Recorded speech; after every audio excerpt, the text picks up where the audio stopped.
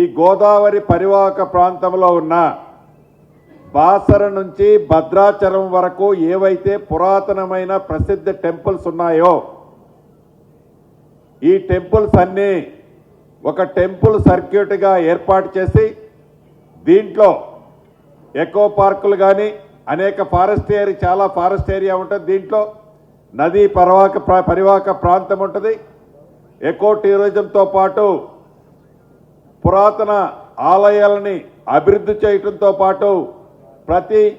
ఆలయానికి మెరుగైన డెవలప్మెంట్ చేయడంతో పాటు టూరిజంగా కూడా ఈ బాసర టు భద్రాచలం ఏదైతే టెంపుల్ సర్క్యూట్ చేయాలనుకుంటున్నామో దానికి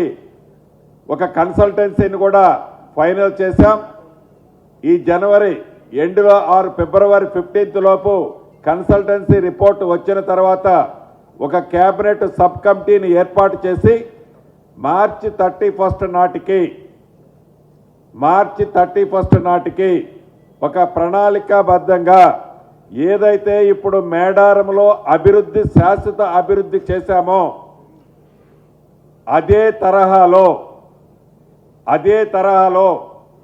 ఈ Basara to Bhadrachalam temple circuit, ఈ మధ్యలో ఉండే టూరిజం డెవలప్మెంటు, ఎకో పార్కులు